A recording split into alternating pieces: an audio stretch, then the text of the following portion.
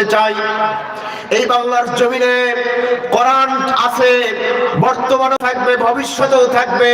এই কোরআনের আলো যারা নিভাতে চাবে তাদেরকে এই জমিনে থাকতে দেওয়া হবে না। কথা বলেন, কথা ঠিক কিনা?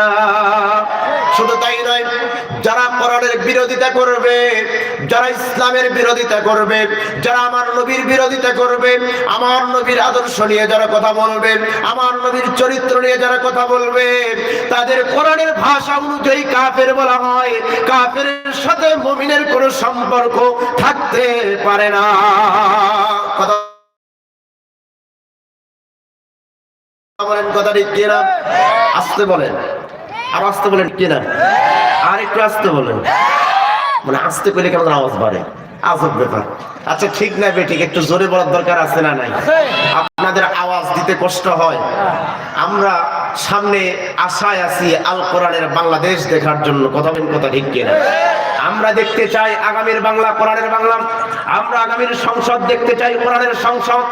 আমরা আগামীর আইন দেখতে চাই কোরআনের আইন। আর মুসলমানদের জবানের আওয়াজ যদি ছোট হয়ে যায়, এই আওয়াজ দিয়ে বাংলার জমিনে কোরআন পার্লামেন্টে বসানো যাবে না। কথা বলেন, কথা ঠিক কিনা? অতএব তসলিমা নাসরিন মুসলমানের আওয়াজে বাংলার জমিন থেকে পালিয়ে গিয়েছিল ইন্ডিয়ায়। 90 স্বৈরাচার এই মুসলমানের আওয়াজে তারা ইন্ডিয়ায় পালিয়ে গিয়েছেন। সামনে আবার করে যদি 90 স্বৈরাচার আবার যদি আবিষ্কার হতে চায়, তাদেরকে সতর্ক করে দিতে চাই, আমার দেশে ইসলামের বিরুদ্ধে, কোরআনের বিরুদ্ধে কথা বলে কেউ টিকতে পারে নাই। আপনারাও যদি কোরআনের বিরুদ্ধে বাংলার জমিনে টিকতে পারবেন না। কথা বলেন, কথা ঠিক কিনা? এটা শাহজালালের জমিন, শাহপুরানের জমিন, শাহ মাকতুমের জমিন, তিতুমিরের জমিন, ওলি আল্লাহর জমিন। এই জমিনে কোরআনের পাখিরা শুয়ে আছে। যেই দেশে মসজিদ বেশি, যেই দেশে মাদ্রাসা বেশি, যেই দেশে আলেম বেশি, সেই দেশ থেকে কোরআনকে উৎখাত করা যাবে না। কথা বলেন, কথা ঠিক কিনা? আমরা ইতিপূর্বে লক্ষ্য করে দেখেছি, আমার দেশের কোন মানুষের সাধারণ একটি জন্ম নিবন্ধন উঠানোর জন্য ইউনিয়ন পরিষদে দৌড়াতে দৌড়াতে সাধারণ পাবলিকের পায়ের জোতার তলা ঠিক থাকে না। কথা বলেন। কিন্তু আমরা লক্ষ্য করে দেখি এনআইডি কার্ড একদিনে বের হয়। তার মানে এই সিআর যার, দেশ তার। আওয়াজ আসতে বলেন কেন? এই সিআর যার, বলেন না কেন?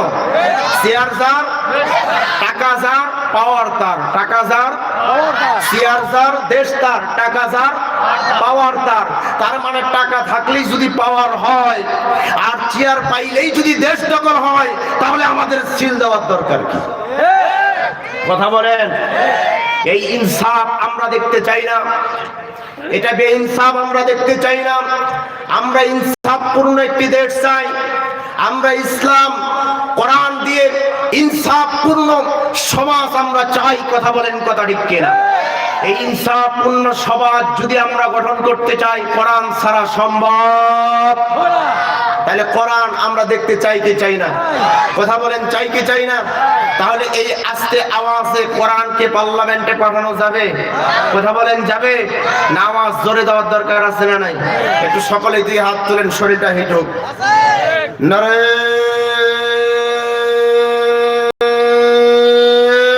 তাকবীর। আল কোরআনের আলো, আল হাদিসের আলো, কোরআন হাদিস যেখানে, উলামায়ে কেরাম যেখানে, কোরআন নাই যেখানে। রাজি আছেন তো কোরআনের সাথে থাকতে? আল্লাহ কবুল করুক, সকলে বলেন আমিন। আমরা কোরআন দেখতে চাই কি চাই না? চাই। তাহলে কোরআনের মতোই আমাদের কি গঠন হতে হবে? কথা বলেন, কথা ঠিক কিনা? ভাই গলা টানতেছে আমার ভাইয়েরা। আমি কোরআন কারীম থেকে যে আয়াত কালিমা আপনাদের সামনে তেলাওয়াত করেছি সেই আয়াতের দিকে আমি আপনাদের সামনে যেতে চাই, কারণ আমার হাতে সময় বেশি একটা নাই। অল্প সময়ে অল্প কিছু কথা আমি আপনাদের সামনে তুলে ধরতে চাই। আপনারা শুনতে রাজি আছেন কিনা? কিন্তু রাস্তায় যে সমস্ত ভাইয়েরা আছে একটু বলেন তাদের আসার দরকার আছে না? তাহলে রাস্তায় দাঁড়িয়ে আছে যারা, কোরআনের মাহফিলে আসেন তারা, দোকানপাটে আছেন যারা, কোরআনের মাহফিলে আসেন তারা, কিন্তু দুঃখজনক হলেও সত্য কথা আমার ভাইরা, কোরআনের মাহফিলে এক ধরনের যুবক আর এক ধরনের যুবতী আসছে। তারা আগে হোয়াটসঅ্যাপে ইমোতে মেসেজ দিয়েছে যে সকিনা তুমি কি আসবা? হ্যাঁ।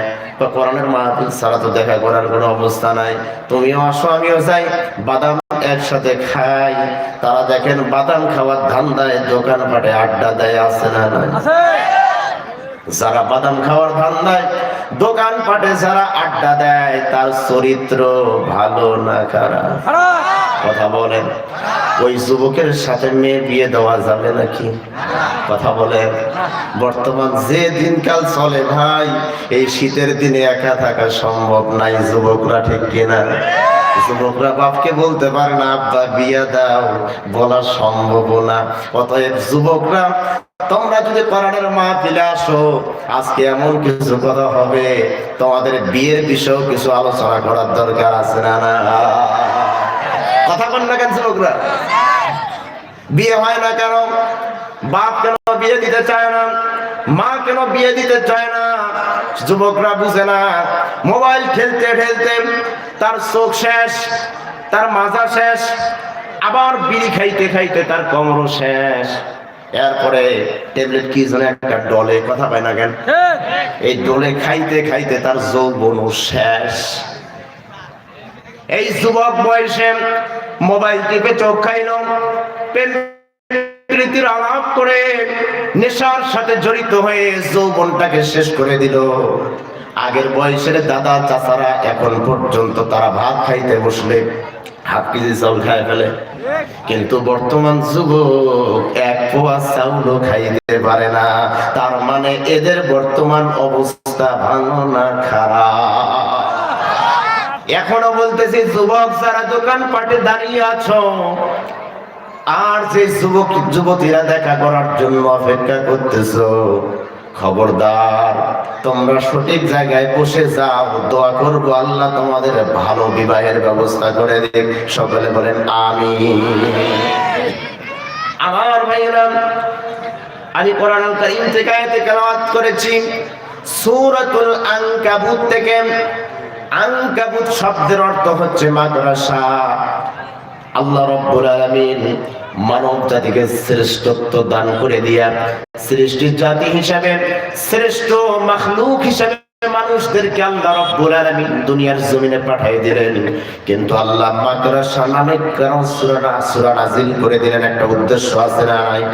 মাদ্রাসা নামে সূরা নাযিল করে দিয়ে আল্লাহ রাব্বুল আলামিন জানায় দেন, যারা আমার কোরআনকে বাদ দিয়া, যারা আমার বিধানকে বাদ দিয়া মানুষ রচিত আইন, মানুষ রচিত যত মতবাদ সবগুলিকে যারা মেনে নেবে, মাদ্রাসার মতো তারা ধ্বংস হয়ে যাবে।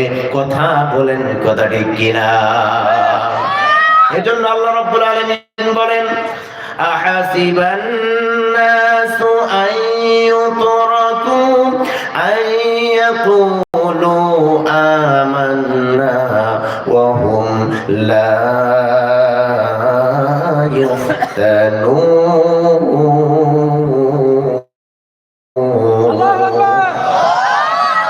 আল্লাহ রাব্বুল আলামিন বলেন, আহাসিবান নাস, মানুষরা কি মনে করেছে নাকি আইয়াকুলু আমান্না, ঈমান এনেছি, এই কথা বললে আমি আল্লাহ তাদেরকে ছেড়ে দিব?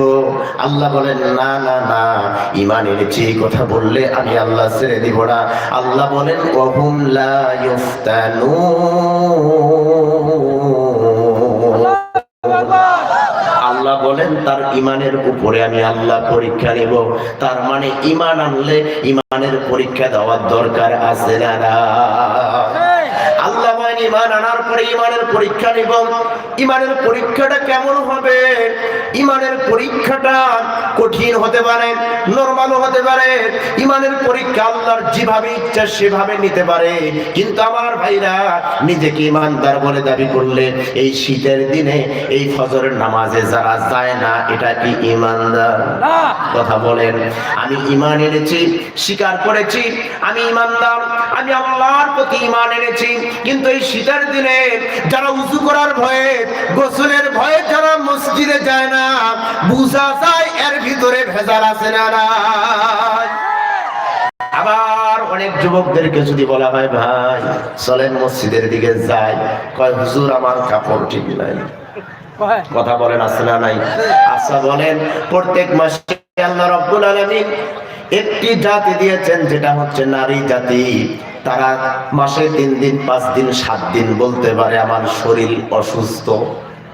কথা বলেন না? মেয়েরা বলতে পারে আমি অসুস্থ, আমার উপর নামাজ পড়া বর্তমান বন্ধ, নিষেধ আছে।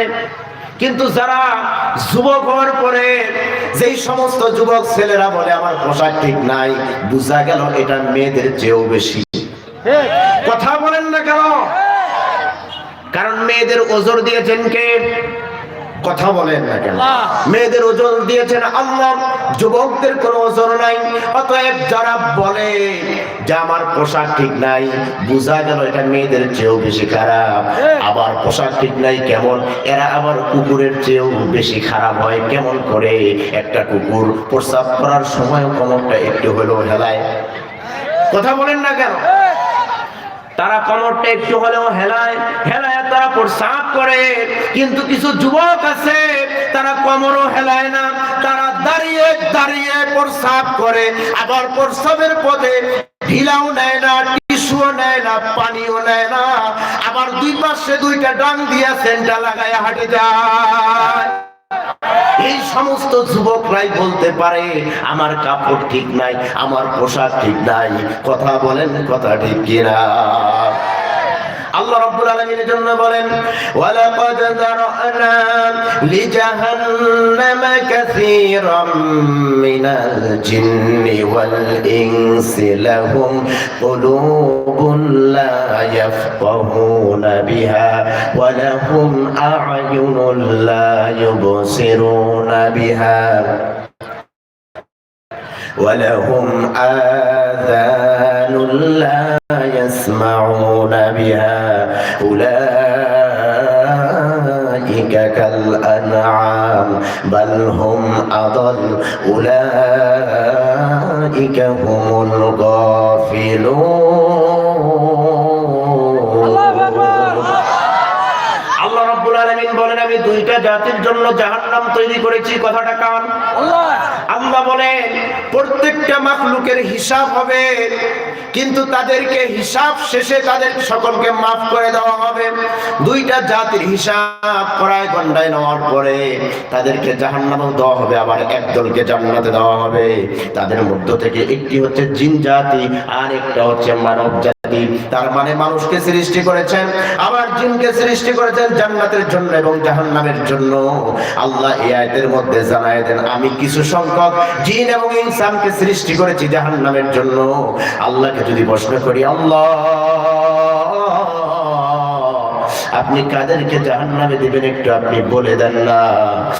আল্লাহ রাব্বুল আলামিন পরেই বলে দেন লাহুম কুলুবুন লা ইয়াফকাহুনা বিহা। আল্লাহ বলেন যাদেরকে আমি জ্ঞান দিয়েছি, যারা ভালোটাও বুঝে মন্দটাও বুঝে, যারা বুঝার পরে না বুঝার ভান করে থাকে। এরপর আল্লাহর কাছে জিজ্ঞাসা করলাম আল্লাহর কে? আল্লাহ রাব্বুল আলামিন বলেন ওয়ালাহুম আ'য়ুনুন লা ইউবসিরুনা বিহা। আমি আল্লাহ যাদেরকে চোখ দিয়েছি, চোখ দিয়ে ভালোটাও দেখে মন্দটাও দেখে, কিন্তু ভালোটা দেখার পরও না দেখার ভান করে থাকে। এমন সমাজে মানুষ আছে না নাই? এরপর আল্লাহকে জিজ্ঞাসা করলাম আর কে? আল্লাহ রাব্বুল আলামিন জানায় দেন ওয়ালাহুম আযান আমি আল্লাহ যাদেরকে কান দিয়েছি, কান দিয়ে ভালোটা শোনার পরও না শোনার ভান করে থাকে, তার মানে কান দিয়েছে আল্লাহ শোনার জন্য, ভালো কথা শোনার পরও যারা না শোনার ভান করে থাকে, আল্লাহ বলেন এই তিনটা গুণ যার ভিতরে থাকবে আমি আল্লাহ তাদেরকে জাহান্নামের জন্য তৈরি করেছি। কথাটা কার? আল্লাহ এতটুকু বলে কেন তো অন্যায়, আল্লাহ রাব্বুল আলামিন পরের শব্দই বলে দেন উলাইকা কাল আনআম, তারা চতুষ্পদ জানোয়ারের ন্যায়। আল্লাহ আবার এতটুকু বলে বেরে হয়ে যান নাই, পরক্ষণেই বলেন বালহুম আদল, তার চেয়েও খারাপ। আল্লাহ এতটুকু বলে কেন তো অন্যায়, এরপরে বলেন উলাইকা হুমুল গাফিলুন, তারা গাফিলদের অন্তর্ভুক্ত। তার মানে আল্লাহ রাব্বুল আলামিন দুইটা জাতির জন্য জাহান্নাম তৈরি করে রেখেছেন, যারা বুঝেও না বুঝার ভান করে থাকে, যারা শুনেও না শোনার ভান করে থাকে, যারা দেখেও না দেখার ভান করে থাকে। এই তিনটা গুণ যার ভিতরে থাকবে তারা চতুষ্পদ জানোয়ারের ন্যায়। আল্লাহ বলেন শুধু এতটুকু নয়, তার চেয়েও খারাপ। উলাইকা হুমুল গাফিলুন, তারা গাফিলদের অন্তর্ভুক্ত। আমি আপনাদের কাছে জানতে চাই, এই জায়গায় কোরআনের মাহফিল চলতেছে, আওয়াজ যতদূর পর্যন্ত যায় বলেন তো দেখি এই জায়গাটা ভালো না খারাপ? আরো আসতে বলেন।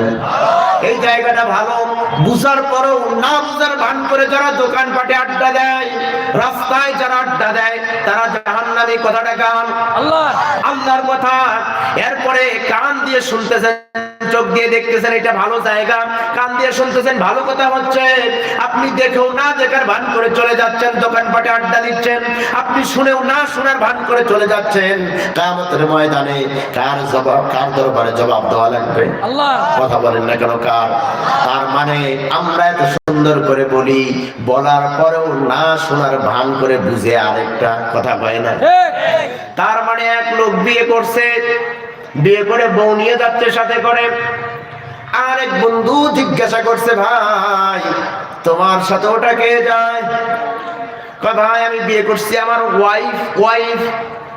এই সাধারণ পাবলিক ডাক দিয়া কয় ভাই বিয়ে করলে বউকে ওয়াইফ বলে, ঠিক আছে আমি যখন বিয়ে করব তখন আমিও বলবো।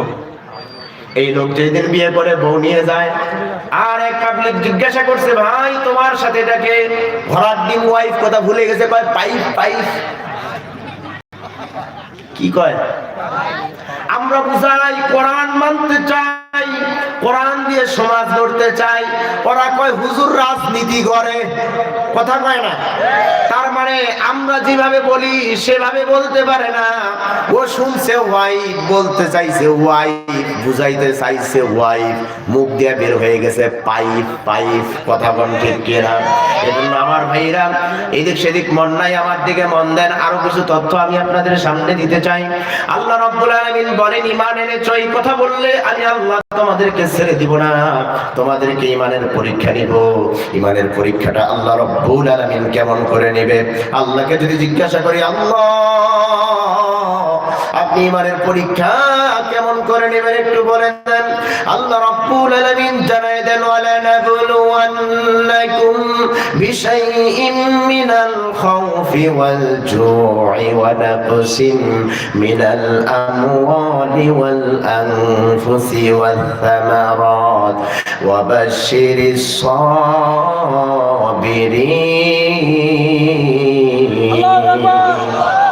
আল্লাহ এই জায়গায় 5টা স্তরের ভয়ের কথা বলেছেন, 5টা বলা সম্ভব নয়, একটা আগে বলি। আল্লাহ রাব্বুল আলামিন 1 নম্বরে বলেন ওয়ালা নাবলুওয়ান্নাকুম বিশাইইম মিনাল খাউফ, তোমাদেরকে ভয় দিয়ে পরীক্ষা নিব। তার মানে আজকে আমাদের অন্তরের মধ্যে ভয় আছে না নাই? আছে। কথা কয় না? কেমন ভয়? আমরা অনেকেই ভয় পাই ক্ষমতা যদি কোরআন বিদ্বেষীর হাতে যায় আমাদের অবস্থা ভালো না। কথা বলেন, কথা ঠিক কিনা? আবার আরেক দল ভয় পায় যারা কোরআন বিদ্বেষী, তাদের সাথে যদি না থাকি আর তারা যদি ক্ষমতায় যায় আমাদের অবস্থা খারাপ হতে পারে। অতএব যারা চামচামি করে ঈমান বাঁচানোকে, ঈমানকে না বাঁচায়া যারা ডান এবং বামের সাথে যারা হাত মিলিয়ে চলে, বোঝা যায় এরা ভয় পাওয়ার পরে বাতিলের কাছে তারা আত্মসমর্পণ করেছে। কথা বলেন, কথা ঠিক কিনা? আমার ভাইরা আমরা ঈমান আনলাম, আল্লাহ আমাদেরকে ভয় দিয়ে পরীক্ষা নিচ্ছেন। এখন বর্তমানে এমন একটা সময় চলছে, এই দেখেন লাইট মারে রে, পালাইছে এখন। তার মানে ভয় দিয়ে পরীক্ষা কেমন হবে? ভয়টা কেমন হবে? আমরা আরেকটা হিমশিমে খাচ্ছি। সেই হিমশিমটা হচ্ছে যে দীর্ঘ 17টা বছর আমরা নির্যাতিত হয়েছি, নিপীড়িত হয়েছি, আমরা জেলে গিয়েছি, আমরা জীবন দিয়েছি, রক্ত দিয়েছি, কিন্তু আমরা সামনে কি আরো রক্ত দেওয়া লাগবে নাকি, আরো জীবন দেওয়া লাগবে নাকি? আল্লাহ বলেন লাগলে লাগতেও পারে, কারণ ইসলাম এমন একটা গাছ, যেই গাছের মধ্যে প্রত্যেকটা গাছ জমিনের মধ্যে লাগানোর পরে পানি দেওয়া লাগে, পানি না দিলে যেমন গাছ বাঁচে না, ইসলামকে বাঁচাতে চলে, ইসলামকে পার্লামেন্টে বসাতে গেলে ওই ইসলামের গাছের গোড়ায় তাজা রক্ত ঢালতে হবে। কথা বলেন, কথা ঠিক কিনা? আমার ভাইরা মনে রাখবেন, দুনিয়ার একটি সাধারণ গাছের আগা কেটে দিলে গোড়া থেকে অনেকগুলি গাছ বের হয়ে যায়, অনেকগুলি কুশি বের হয়ে যায়। কথা বলেন, কথা ঠিক কিনা? কিন্তু ইসলামকে নিবানোর জন্য, কোরআনকে নিবানোর জন্য একজন মুজাহিদকে যদি শহীদ করা হয়, একজন মুজাহিদকে যদি হত্যা করা হয়, মনে রাখবেন ওই মুজাহিদের জন্য লক্ষ মুজাহিদ ঘরে ঘরে তৈরি হয়ে যাবে। যেমন আমরা লক্ষ্য করে দেখলাম একদল ক্ষমতা নিয়ে শুধু লাফালাফি করে, কিন্তু জুলাই যোদ্ধা উসমান হাদিকে যারা হত্যা করলো তারা বেপরোয়া ভাবে এখনো খোলা ময়দানে ঘুরে বেড়ায়। এই হাদি হত্যার বিচার এখনো আমার দেশে হলো না। কথা বলেন, কথা ঠিক কিনা? আজকের মাহফিল থেকে আমরা বলতে চাই, ক্ষমতা নেন, ক্ষমতা যেই দিকে যায় যাক, আপনি নির্বাচন করেন আর না করেন সেটা আপনার ব্যক্তিগত ব্যাপার। জুলাই যোদ্ধা উসমান হাদির বিচার বাংলার জমিনে আগে করা লাগবে। এই হাদির বিচার না হওয়া পর্যন্ত আগেই নির্বাচন করে চিল্লায় আলাপ নাই। কারণ এই দেশে নির্বাচনের পরিস্থিতি পরিবেশ যারা করে দিল, তাদেরকে হত্যা করা হয় একের পর এক, তাদেরকে গুলি করা হয়, তাদের বিচার হয় না। আপনি শুধু চেয়ার নিয়ে ব্যস্ত হয়ে গেছেন, চেয়ারের লোক সামলান। না হলে বাংলাদেশের এই 20 কোটি মুসলমান যদি ময়দানে নেমে যায়, আপনি চেয়ার খুঁজে পাবেন না, চেয়ার আপনার দখলেও যাবে না। আগে নিরপরাধ নির্দোষ মানুষদের গায়ে যারা হাত দেয়, যাদের মাথায় যারা গুলি করে, তাদের বিচার আপনি যদি করতে না পারেন, তাহলে আগামী দিনে আরো নির্যাতিত হবে না, এটার গ্যারান্টি দেন আপনি কেমন করে? ভাই আওয়াজ চিউ করে, চিনচিন করে কে? আওয়াজ চিনচিন করে কে? আমার ভাইরা, তার মানে বোঝা গেল যারা আগেই বিচার করতে পারে না, ইনসাফ পূর্ণ বিচার যারা করতে পারে না, এরা চেয়ার পাওয়ার পরে নিরপরাধ মানুষদেরকে আবার যে অপরাধী বানায়া কারাগারে ঢুকাবে না, এর কোনো গ্যারান্টি। কথা বলেন, অতএব হাদি হত্যার বিচার দরকার আছে না নাই? কথা বলেন আস্তে, আরো জোরে বলেন। নিরপরাধ হাদি এই জুলাই যোদ্ধা ছিল। কথা বলেন না কেন আপনারা? যার কারণে আপনারা নির্বাচনের পরিবেশ পাইলেন, ক্ষমতা পাইলেন, সাংবাদিকের সামনে আসতে পারলেন, খোলা ময়দানে মিছিল করতে পারলেন, মিটিং করতে পারলেন, নির্বাচনের কথা বলতে পারতেছেন, কিন্তু তাকে হত্যা করা হলো, তার বিচার আপনি করলেন না। আগে শুধু চেয়ার লাগবে, চেয়ার লাগবে, এই চিল্লাচিল্লি করে লাভ নাই। আগে যারা হত্যা করেছে তাদেরকে আগে বিচারের আওতায় আনে। আরো জোরে বলেন আমার ভাইরা। তার মানে ঈমান আনার পরে এখন ভয় অন্তরের মধ্যে আছে না নাই? এখন আপনি কোরআনের কথা বলবেন তাও ভয়, কোরআনের কথা বলে বাড়ি পর্যন্ত যাইতে পারবেন কিনা তাও ভয়। কথা কয় না? এখন বর্তমান বক্তারা ওয়াজ করে রাস্তা দিয়ে যখন যায়, রাস্তার মধ্যে আটকায়া তাদের গলায় ছুরি দিয়া কয় কি নিচে আছে দেখ। কথা কয় না? আবার যদি বলেন কোরআনের হক কথা, তার উপরে টর্চার আছে না নাই? কথা বলেন। আমরা ইতিপূর্বে লক্ষ্য করেছি আমার দেশে মসজিদের মেম্বার থেকে যখন হক কথা বলা হতো, ইমামের চাকরি থেকে ইমামকে বাদ দেওয়া হতো। কথা বলেন। তারা বলতো ক্ষমতা আমাদের, মসজিদও আমাদের। আচ্ছা বলেন মসজিদ কার? আর একটু আসতে বলেন মসজিদ, জোরে বলেন মসজিদ কার?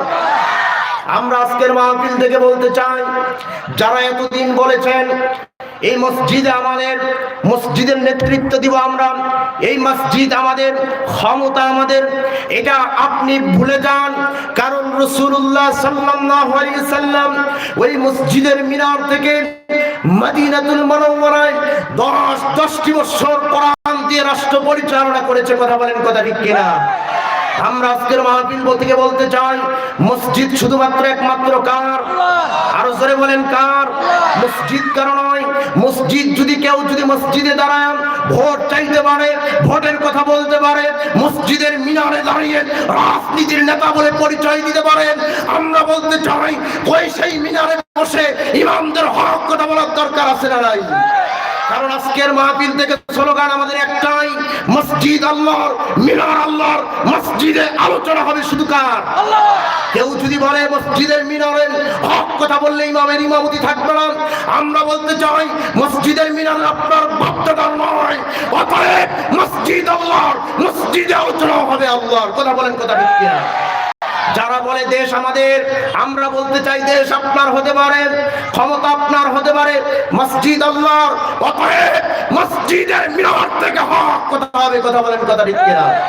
কেউ যদি বলে মসজিদ আমাদের, তাহলে মসজিদ কার? আল্লাহর। কথা বলেন, কার?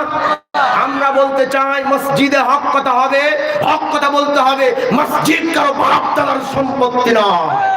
কথা বলেন আমার ভাইরা।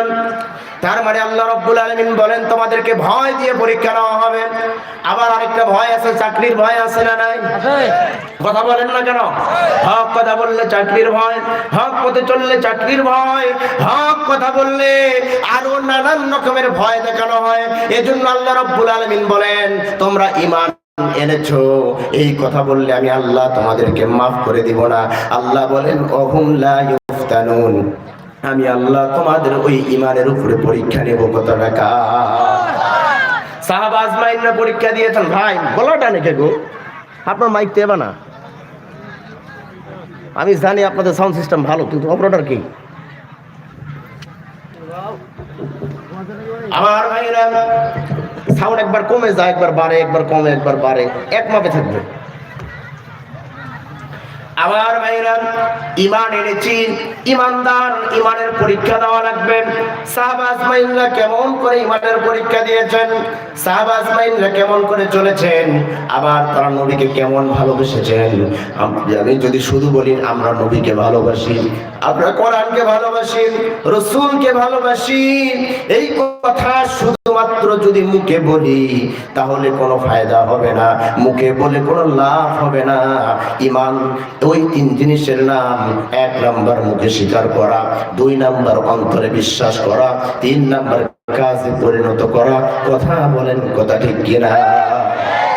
আমরা মুখে স্বীকার করে আমরা আল্লাহকে ভালোবাসি, নবীকে ভালোবাসি, আমরা কাজে পরিণত করতে চাই, অন্তর থেকে বিশ্বাস করতে চাই। শুধু মুখের ভালোবাসা দিয়ে হবে না। মুখের ভালোবাসাটা কেমন? আল্লাহর নবী বিশ্বনবী জনাবে মুহাম্মদুর রাসূলুল্লাহ সাল্লাল্লাহু আলাইহি ওয়াসাল্লাম মক্কা নগরীতে যখন ছিল, আপনার আমার নবীকে হত্যা করার ষড়যন্ত্র করা হলো, আপনার আমার নবীকে হত্যা করা হবে, এই কথাটা নবীর চাচা আব্বাস রাদিয়াল্লাহু তাআলা তখন ইসলাম গ্রহণ করেন নাই। তিনার কানে যখন চলে গেল, তিনি কাফের থাকা অবস্থায়, তিনার কানে যাওয়ার পরে তিনি চিন্তা করলেন আমার ভাতিজাকে হত্যা করবে। মক্কার এমন কোন কাফের আছে, কার কলিজা আছে আমার ভাতিজার গায়ে হাত তুলতে পারেন? এই কথা বলেন। চিন্তা করে বিবির কাছে গেলেন, যায় ডাক দিয়া বলে প্রাণের বিবি,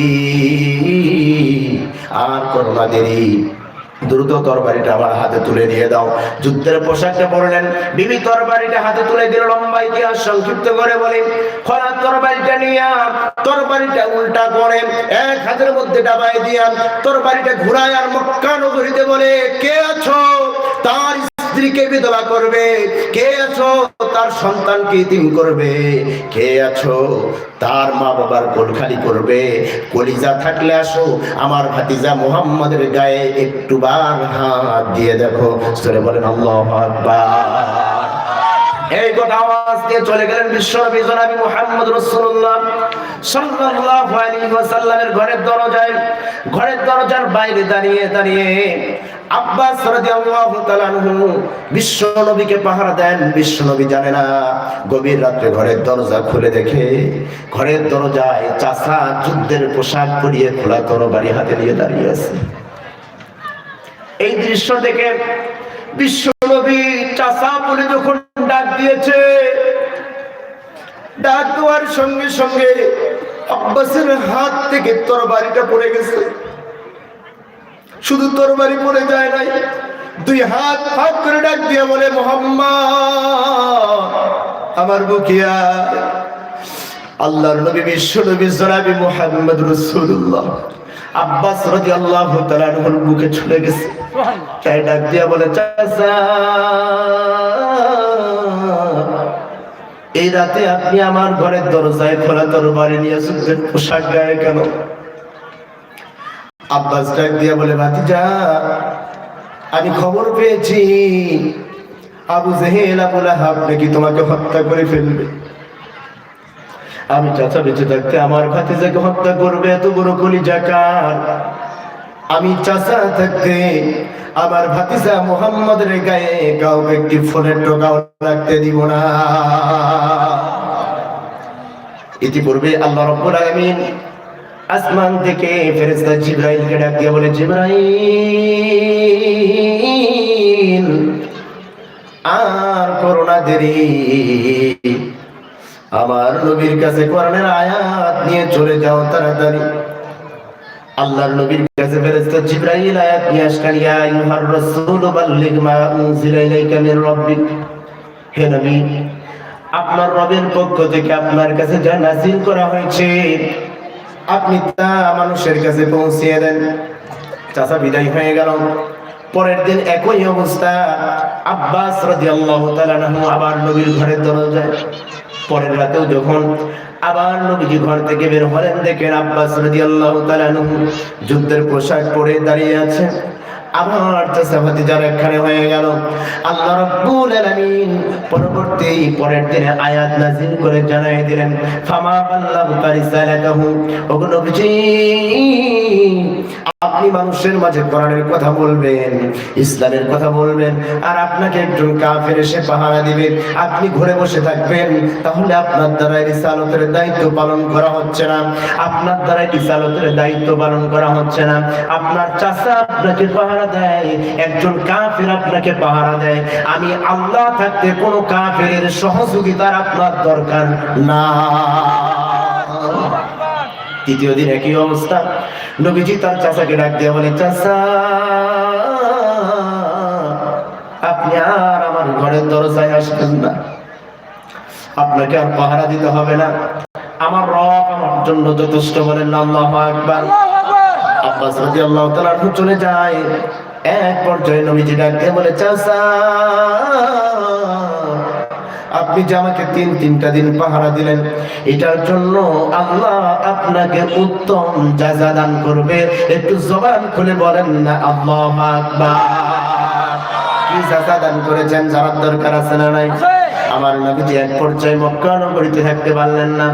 আমার নবীজি মক্কা থেকে হিজরত করে মদিনায় চলে আসলেন। আসার পরে যুদ্ধ শুরু হয়ে গেল। প্রথম যুদ্ধ শুরু হলো বদরের যুদ্ধ। কথা বলেন, কথা ঠিক কিনা? যে চাচা নবীজিকে হত্যা না হওয়ার জন্য ঘরের দরজায় তিন দিন পাহারা দিল, সেই যুদ্ধে ভাতিজার বিপক্ষে কাফিরের পক্ষে বদরের যুদ্ধে এসেছে আব্বাস। যাদের ময়দানে গেলেন, নবীজি গেলেন সাহাবীদেরকে নিয়ে। মক্কা থেকে কাফেররা আসলো।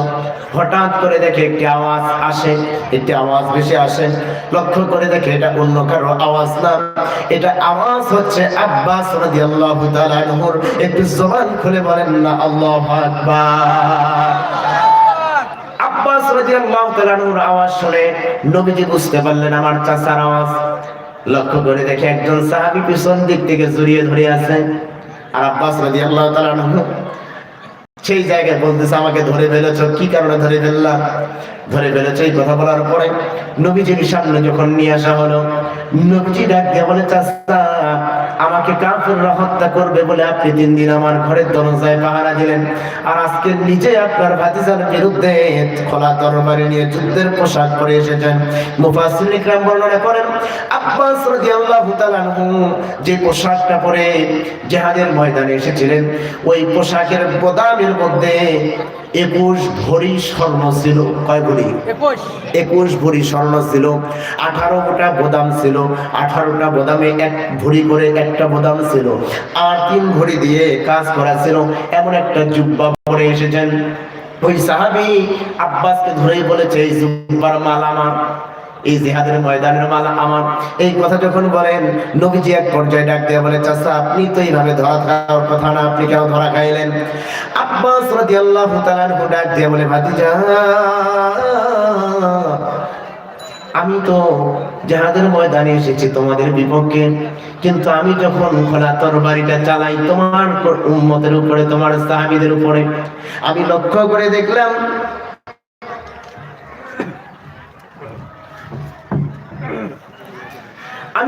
করে দেখলাম যে কে যেন একটা লম্বা